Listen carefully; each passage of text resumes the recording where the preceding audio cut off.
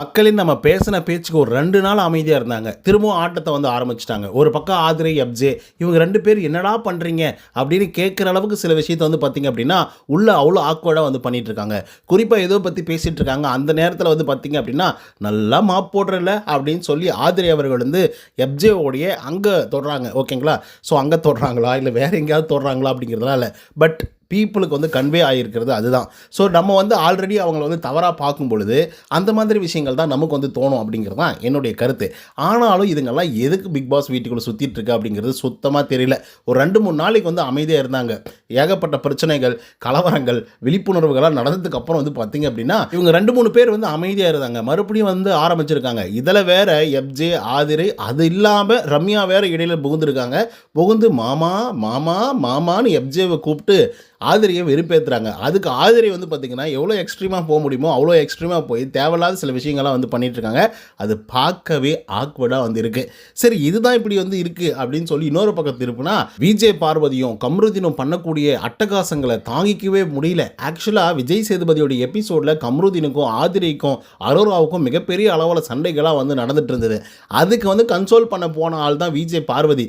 கடைசியாக அந்த விஜய் பார்வதிக்கே ரூட்டை போட்டுட்ருக்காரு இந்த கம்ருதீன் அவர்கள்.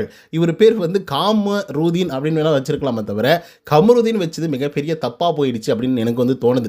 ஏன்னா ஒரு பக்கம் வந்து அரோரா பின்னாடியே சுற்றிட்டு இருந்தார். இப்போ விஜய் பின்னாடி வந்து பார்த்தீங்கன்னா சுற்றிட்டு இருக்காங்க. இதனை தொடர்ந்து வந்து பார்த்தீங்கன்னா நேற்றுக்கு நைட்டு சாப்பிடும்போது என்னையா டபுள் மீனிங்கில் பேசுகிறாங்க, என்னையா பேசுகிறாங்க அப்படிங்கிற மாதிரி வந்து இருக்குது. இதில் அவங்க என்ன சொல்கிறாங்க அப்படின்னா, காலையில் சாப்பிட்ணும், நைட்டு சாப்பிட்ணும், அப்புறம் மிட் நைட் சாப்பிட்ணும் அப்படின்னு வந்து விஜய் பார்வதின்னு சொல்கிறாங்க. அதுக்கு வந்து கமருதீன் அவர்கள் வந்து ஆமாம்மா அப்பப்போ சாப்பிட்டுட்டே வந்து இருக்கணும் அப்படின்னு சொல்கிறாப்புல. அதுக்கப்புறம் இன்னொரு விஷயம் சொல்கிறாங்க, ஆமாம் கவரை போட்டுட்டு தான் சாப்பிடணும் அப்படின்னு வந்து சொல்கிறாங்க. அதுக்கு வந்து இவர் ஆமாம்மா கரெக்டு தான், கவரை போட்டு சாப்பிடல அப்படின்னா தப்பாயிடும், மிஸ்டேக் ஆகிடும் அப்படின்னு சொல்லி கமருதீன் வந்து சொல்கிறாங்க. இதெல்லாம் டபுள் மீனிங்காக எங்களுக்கெல்லாம் தோணுது. ரீசன் என்ன தெரியுமா? இவங்க பேசும்போது கூட கேஷுவலாக தான் வந்து இருந்துகிட்ருக்கு. ஆனால் பார்வதி வந்து என்ன சொல்கிறாங்க அப்படின்னா அந்த ஒரு கான்வர்சேஷன்லேயே ஐயோ நம்ம வேறு இதெல்லாம் பேசிகிட்டு இருக்கோம், இது எப்படி போய் சேருமோ தெரியாதே அப்படின்ற மாதிரி பார்வதி வந்து சொல்கிறாங்க. ஸோ அது சொன்னதுக்கு அப்புறம் தான் ஹிட் ஆகுது எல்லாருக்குமே.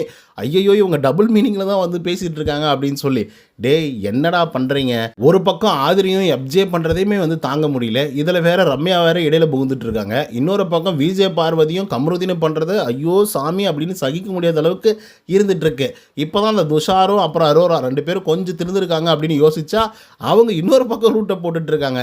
இதில் திவாகர் வேற அண்ணா அண்ணான்னு கூட்ட போட்டுக்கிட்டே இவர் போய் வாமா ஹக் பண்ணிக்கமா அப்படின்னு சொல்லி கூப்பிட்றது, கல்யாணம் பண்ணிக்கலாம் அப்படின்னு சொல்கிறதுன்னு சொல்லி அசிங்கப்படுத்திட்டு இருக்காங்க. எவ்வளோ தூரம் பண்ண முடியுமோ அவ்வளோ தூரம் வச்சு செஞ்சிட்ருக்காங்க.